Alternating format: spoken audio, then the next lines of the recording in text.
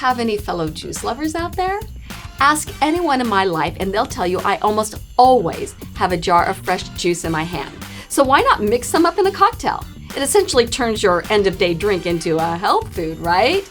Well, either way, the Dance to the Beet cocktail is a delicious way to enjoy a great scotch.